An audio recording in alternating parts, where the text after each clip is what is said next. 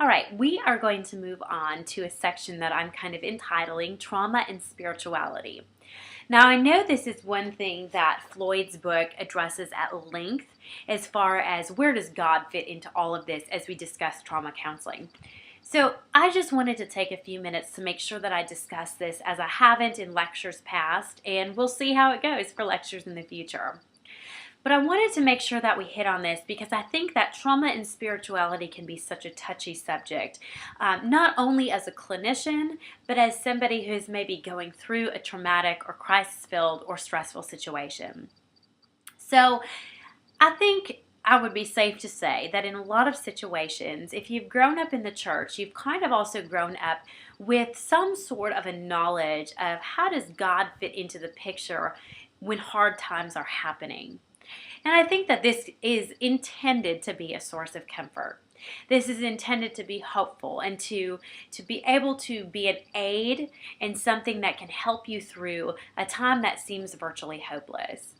But I think out of that, oftentimes we as believers gain this perspective that somehow when you're dealing with grieving or you're dealing with trauma or frustration or stress, that somehow there is a level of your reality that you're going through that speaks to how close you might be to God or your own spiritual journey.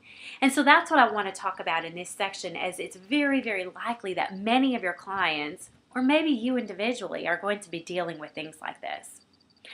So the first thing that I wanted to address was spirituality as a defense mechanism. And when we look at defense mechanisms or denial, oftentimes those are things that we fail to give the appropriate value to, because if we were to look at that in its reality, we might be faced with intolerable truths or realities that we simply don't want to face.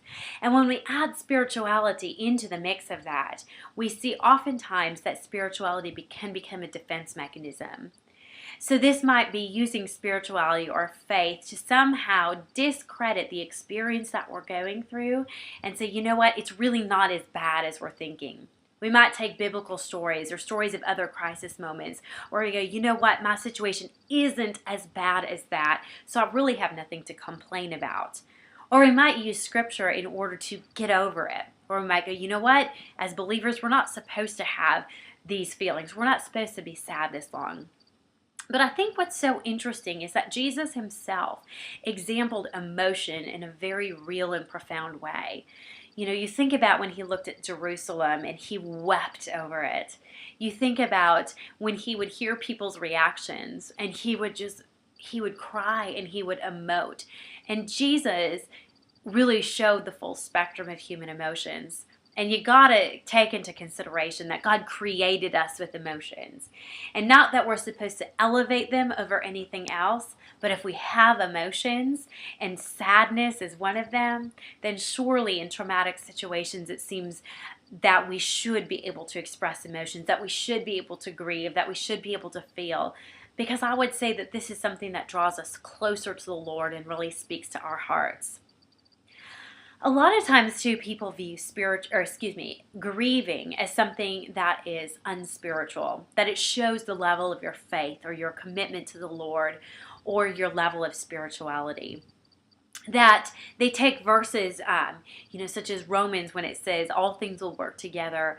I'm sorry, that's Philippians, for the good of those who love Him. Or when it talks about, going through hard times, and they use those verses to very much sculpt their view of how we should be dealing with traumatic and grieving situations. And then on top of that, we place other people's expectations for us. Oftentimes, when we approach people that are grieving, it's very easy, whether we're a spiritual person or not a spiritual person, to put our expectations on them, to say that this is how long it might take for the grieving process to occur. That, once you reach a certain point in your timeline after that crisis event, that you should be past a certain point.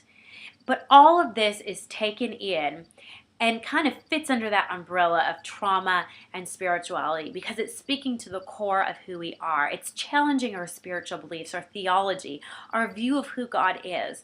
And so, as we are working with clients who very much value spirituality within their sessions and their therapeutic healing, it's important to also take into account the messages that they received and have received from their childhood, from their family, from their churches, as far as who is God, who are they in relation to God, what does God think about suffering, what does God think about sadness and emotions. And really allow your client to explore a broader definition that just because you're sad or you're grieving doesn't indicate that you're any less further along in your spiritual walk. And encourage them to explore the life of Christ and the life of other prophets and disciples and those sorts of things as they try to gain an understanding for them of what it looks like to appropriately grieve.